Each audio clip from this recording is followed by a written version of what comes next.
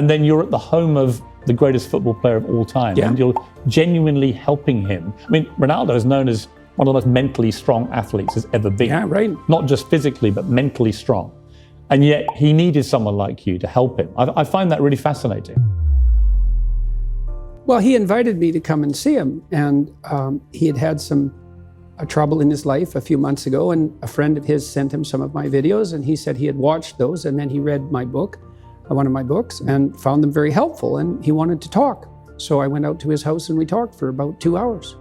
And he showed me all his equipment for keeping himself in tip-top condition, and we talked a bit about his companies, but mostly we talked about what he wanted in the future and some of the obstacles that he's facing while pursuing that. And so we had a strategic conversation, I would say, for about, on those topics for about 90 minutes. Were you, in a way, the Ted Lasso figure in his life? Well, that's what it felt like. He didn't realize he was missing? Yeah. Well, I think maybe he did realize that he was missing it, because he seemed to have found it to some degree in those lectures. And so, and I always like to hear not only what people are up to, but what they want. And one of the things I loved about my clinical practice, which was very much predicated on this, like, well, you're miserable, let's say, and not to say that he was, because he has a good life in many ways, but if you could envision a path forward out of your misery, let's say, to somewhere better, what would that look like?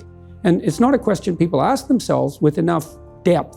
And then, having developed that vision, what are the strategies that might be put in place to make that more likely? And again, not in a manipulative way, but if you had to conduct yourself in the proper manner to bring about this desirable end, or at least to move towards it, how would you organize your behavior? When someone like Cristiano, who, we know what the personal problem was, he'd lost a baby, he and his partner, was incredibly sad for him. And professionally, after that, a lot of turmoil as to whether he was going to stay at his club and so on and so on. It seemed to me, talking to him in the last couple of days after he saw you, he's in a much better place, actually. That's what happens when you hang out with reprobate like me. Yes, but really interesting to me that so you and he both got criticised for just seeing each other, but actually it was clearly very helpful to. Well, I hope so. That would be lovely if it was true. It's a weird position, isn't it? There's you, Dr. Jordan Peterson, this guy that comes out of Canada, lecturing students, and then you're at the home of the greatest football player of all time, and you're genuinely helping him. I mean, Ronaldo is known as one of the most mentally strong athletes has ever been. Yeah, right. Not just physically, but mentally strong. And yet he needed someone like you to help him. I find that really fascinating. Well, I don't know if he needed me, because he's a pretty competent guy, but you can always, and this is something that very competent people do, you can always improve on the edge, And so his life is very well put together, and he had some trouble, but people do, but we talked a lot about what he wanted, how he wanted his career to end in the most graceful possible manner, and how that might be optimized. And so I hope you told him to sign for Arsenal in the January transfer window. Did you, Jordan? No, I didn't give him. I try not to give people advice. But I mean, I'm curious on that, because he's obviously reaching not the end of his career by any means. He's still a world-class player, and he's incredibly fit, so he could play for another 3-4 years perhaps. But what is an end game for someone who's achieved everything in the game?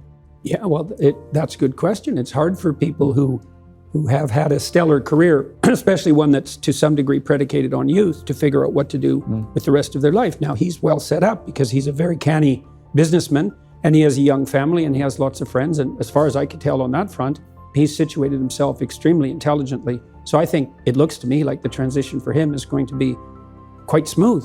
So, but that's a testament to his wisdom, because he made sure that his life was founded on more than one dimension of attainment, and that was very wise. And does it make everyone should do that. Does it make you feel good that even people like him can find great solace from watching your lectures? Well, all that makes me feel good. I mean, I do think that this is part of the reason I keep going on these lecture tours, is that it seems to be doing people good. So let me ask you about kids. By kids, I mean young adults, really, and then into their 20s, trying to form their way through life. One of my favorite movie clips is Rocky Balboa. It's probably the non-intellectual version of Jordan Peterson in many ways, because he said this to his son, who was getting a bit spoiled and entitled and moaning about being Rocky's son and so on. And he says this to him.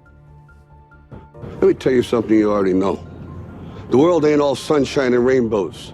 It's a very mean and nasty place, and I don't care how tough you are, it will beat you to your knees and keep you there permanently if you let it. You, me, or nobody is gonna hit as hard as life. But it ain't about how hard you hit. It's about how hard you can get hit and keep moving forward. How much you can take and keep moving forward. That's how winning is done.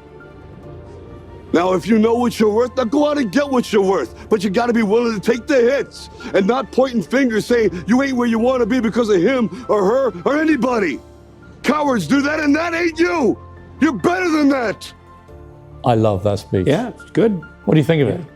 Well, that ethos was what lifted up Sylvester Stallone to stardom very rapidly with his first movie. And what do I think about that? I think that young people are literally dying for that message. I mean literally, they're so demoralized. It's just beyond belief. And so one of the things that's been painful about what I've been doing with my wife as we've traveled around the world for the last number of years is to see how desperate people are for an encouraging word.